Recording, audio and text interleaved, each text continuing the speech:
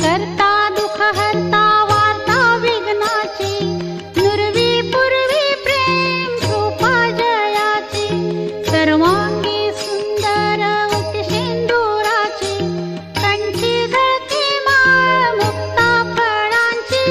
जय देव जय देव जय देव जय देव जय मंगलमूर्ती दर्शन मात्रे मान कामना पूर्ती जय देव जय देव रत्न खचित परा तुझ गौरी कुमरा चंदनाची ओटी कुमकुम केशरा हिरे जडित मुकुट शोभतो बरा ऋणझुणती नूपुर चरणी गागरिया जय देव जय देव जय देव जय देव जय मंगलमूर्ती दर्शन मात्रे मान कामना पूर्ती जय देव जय देव लंबोदर पीतांबर फणीवर बंधना सरळ सोंड वक्रतुंड त्रिनयना दास रामाचा वाट पाहे सदना संकटी पावावे निर्वाणी रक्षावे सुरवर वंदना जय देव जय देव जय देव जय देव जय मंगलमूर्ती दर्शन मात्रे मान कामना पूर्ती जय देव जय देव दुर्गे दुर्गट भारी तुझिण संसारी अनाथ नाथे अंबे करुणा विस्तारी वारी वारी जन्म मरणाचे वारी हारी पडलो आता संकट निवारी जय देवी जय देवी जय देवी महिषासुरमथिनी सुरवर ईश्वर वरदे तारक संजीवनी जय देवी त्रिभुवन भुवनी पाहता तुझैसे नाही चारी श्रमले परंतु न बोलवे काही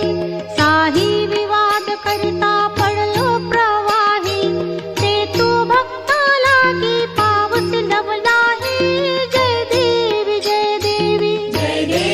जय देवी महिषासुरमथिनी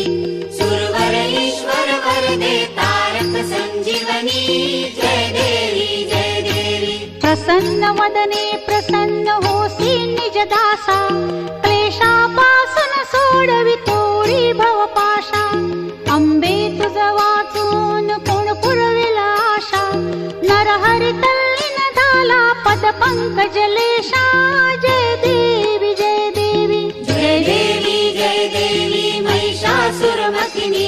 सुरवर ईश्वर वरदे तारक संजीवनी जय देवी आद्यस्थान तुझे करवीर पुरवाते प्रसन्न वदने वससी माये मम रमते सुरवर किन्नर पूजिति ध्याती स्थिर चित्ते महिमा न कळे तुझा गाती भावाते जय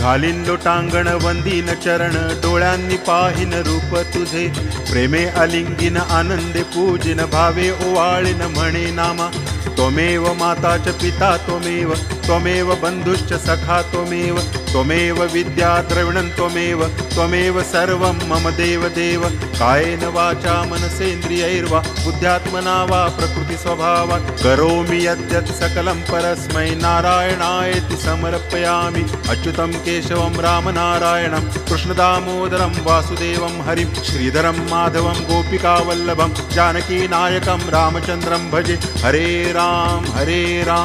राम राम हरे हरे हरे कृष्ण कृष्ण कृष्ण हरे हरे हरे राम राम राम हरे हरे हरे कृष्ण कृष्ण कृष्ण हरे हरे हरे राम राम राम हरे हरे हरे कृष्ण कृष्ण कृष्ण हरे हरे हरे राम राम राम हरे हरे हरे कृष्ण कृष्ण कृष्ण हरे हरे हरे राम राम राम हरे हरे हरे कृष्ण कृष्ण कृष्ण हरे हरे हरे राम राम राम हरे हरे हरे कृष्ण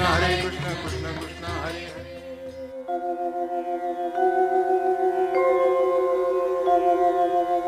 ओम यज्ञेन यज्ञमयजन्त देवास्तानि धर्माणि प्रथमान्यासन् तेहनाकं महिमानः सचन्त यत्र पूर्वे साध्याः सन्ति देवाः ॐ राजाधिराजाय प्रसह्यसाहिने नमो वयं वै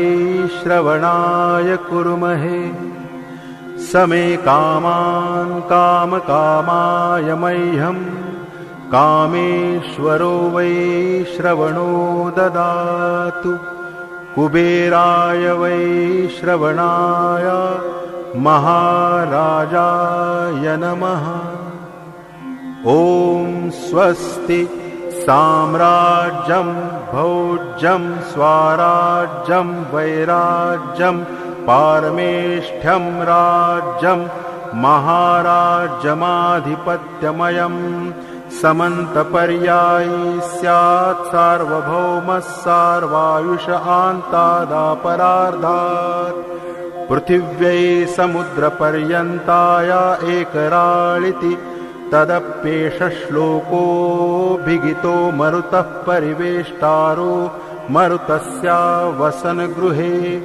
आवीक्षितस्य कामप्रेर्विश्वे देवाः सभासद इति ॐ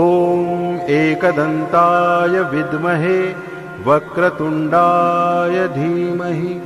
तन्नो दन्ती प्रचोदयात्।